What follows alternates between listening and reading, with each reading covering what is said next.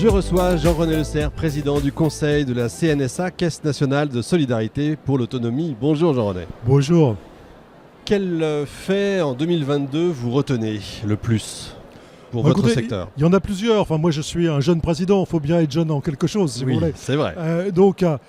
D'une part, 2022, ça a été la signature de la convention d'objectifs et de gestion avec l'État. Or, c'est une convention qui porte sur les années 2022-2026, mais qui nous entraîne également vers 2030 sur ses principaux fondements. C'est une convention qui nous assure d'une évolution des moyens financiers de la CNSA. C'est une convention qui prend acte des défis auxquels nous sommes confrontés, le défi du vieillissement, le défi de l'habitat des personnes vulnérables, le défi du recrutement des collaborateurs de l'accompagnement et du soin. Donc ça, c'est un des éléments importants.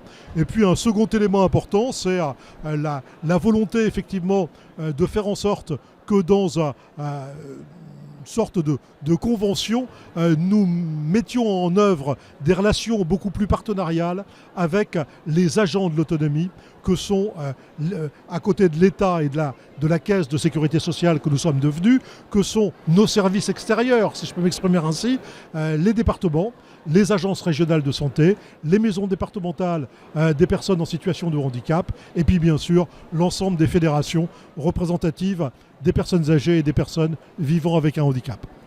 Quels principaux enjeux vous voyez pour 2023, à la fois pour le secteur et puis pour vous en particulier? Si vous voulez, pour 2023, c'est demain. C'est vraiment à partir de maintenant qu'il faut mettre en œuvre les politiques indispensables qui nous permettront de faire face aux défis que j'évoquais, notamment le défi du vieillissement de la population. Le vieillissement de la population, ça commence tout de suite. Le nombre de personnes âgées de 75 ans et plus aura augmenté de 17% entre 2020 et 2025 et de 35% entre 2020 et 2030. Mais la date charnière, c'est plus 2030. Parce que 2030, c'est l'année où les premières générations, si vous voulez, du baby-boom atteindront 85 ans.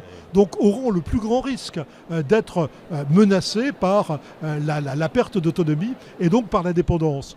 On a donc à faire face à ce qui n'a pas été fait depuis 20 ans, c'est-à-dire à préparer ce choc qui nous attend. Comment ?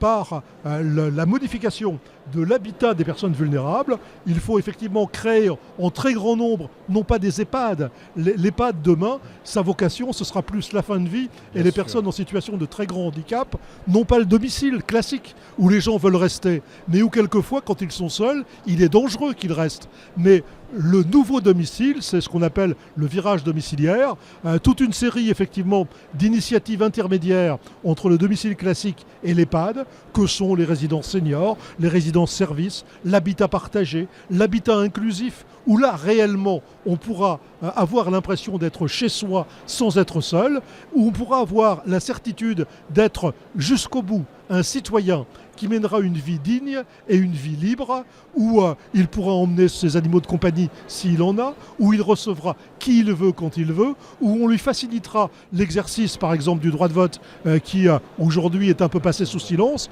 Autrement dit, c'est là que se joue l'essentiel du respect de la citoyenneté et de la dignité des personnes.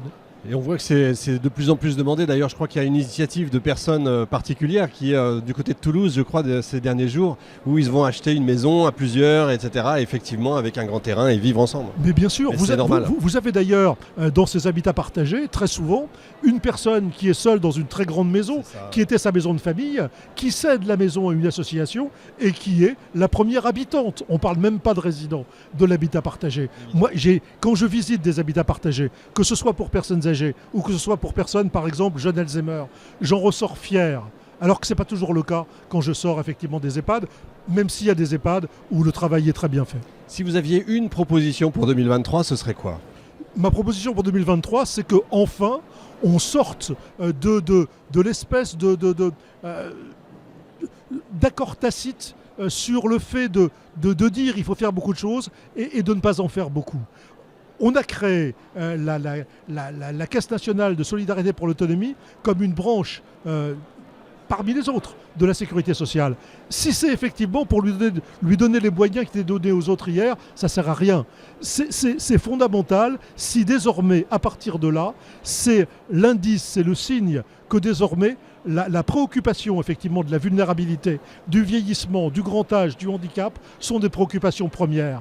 Et si j'avais effectivement un souhait très précis, ce serait de faire en sorte que désormais ce combat devienne le combat de l'opinion publique tout entière. C'est pour ça que j'ai un différend que j'assume avec les pouvoirs publics. Moi, j'étais favorable à ce qu'il y ait une grande loi sur l'autonomie, parce que je pense que la grande loi sur l'autonomie, c'est la seule façon de mener une politique réellement cohérente sur l'ensemble du territoire, d'associer le grand public. Parce que qui dans le grand public n'est pas touché par ses parents, par ses grands-parents, par ses amis au problème effectivement de la dépendance? Je crois qu'il n'y a pas grand monde et que c'est la seule façon d'assurer la pérennité de cette politique par les pouvoirs publics qui se succéderont comme ils se succèdent dans toute démocratie, quelle qu'en soit l'origine. Je vous suis complètement et ça fait le lien avec un objet qu'on vous a demandé d'apporter et je vois, alors vous allez nous dire ce que c'est. C'est un peu, si vous voulez, un plaidoyer pro domo. Oui, évidemment. Nous avons créé... On va peut-être le montrer à la caméra. Nous avons créé effectivement un label en quelque sorte pour la CNSA. Ce label, c'est aussi une façon de rappeler que notre vocation, c'est une vocation de service public. On parle désormais de service public de l'autonomie et on parle aussi dans les territoires de service public territorial de l'autonomie, en partenariat avec les départements et avec les agences régionales de santé. Un service public, c'est une exigence de tous les jours, une exigence au quotidien. Ce service public, il est amené effectivement, comme tous les services publics, à coûter aux contribuables. Je pense simplement que dans les dépenses que les contribuables sont prêts à faire, il y a la dépense fondamentale vis-à-vis des enfants les plus vulnérables de la République. C'est formidable, comme votre badge d'ailleurs, je vois ça, je suis une profession essentielle, vous êtes essentiel Jean-René, merci beaucoup. Merci à vous. Merci à tous, fin de cet épisode, retrouvez tous les autres évidemment sur le site, à l'adresse qui s'affiche sur l'écran. Un grand merci également à notre partenaire, la CNAV Île-de-France. A tout de suite pour un nouvel invité.